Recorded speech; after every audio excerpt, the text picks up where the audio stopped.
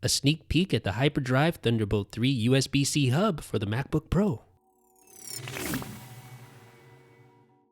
What is up, ladies and gentlemen, boys and girls? This is the HyperDrive Thunderbolt 3 enabled USB-C hub for the new MacBook Pro. And you can see there the two USB-C connections that plug into your MacBook Pro's USB-C ports. So it will occupy both ports on the side of your MacBook Pro simultaneously. So something to keep in mind there for sure. Now, the first port is a Thunderbolt 3 enabled port, but the second port is just a normal USB 3.1 Gen 1 connection. So 5 gigabits per second there, 40 gigabits per second on the Thunderbolt 3 port. You also get an SD card slot and a micro SD card slot, and you get a pair of USB-A ports. These are USB 3.0 ports. And lastly, you get HDMI output for up to 4K at 30 Hz. So let's connect the HyperDrive to my MacBook Pro. It occupies, like I said, both USB-C ports, just like this, and now you're connected. So it sits fairly flush with the MacBook Pro, and these fully working prototypes that Hyper sent over do work very well. However, they are going to make some improvements aesthetically to make sure it fits flush with the side of the MacBook Pro. And you can see it also works on the opposite side if you're okay with flipping the hub around.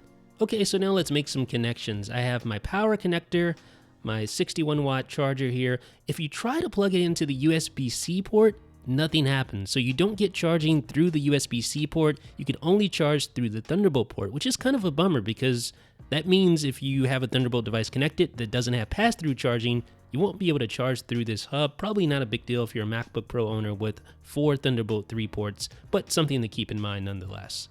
So I have my Tough Drive connected. That is via USB 3.1, Gen 1 by the way.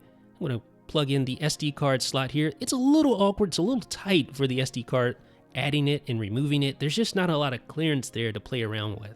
Now let's plug in a USB port, just a normal USB-A port. This is my mixer. So now we're all connected, just like that. So really handy device here that allows you to connect multiple devices to the side of your MacBook Pro in a very flush, good looking package here. Now I just connected a Thunderbolt 3 port.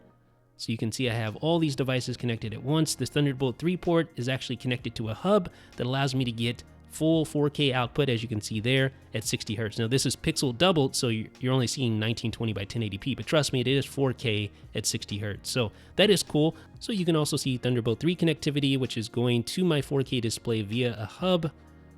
So just verifying that.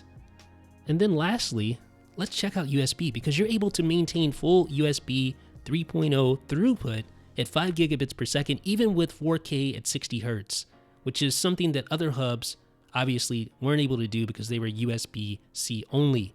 This is Thunderbolt 3 in a good-looking aluminum enclosure that comes in space gray or silver. It's not perfect, but the HyperDrive may be the answer that you're looking for when it comes to connecting peripherals to your MacBook Pro. Let me know what you guys think down below in the comments section. This is Jeff with 9 to 5 Mac.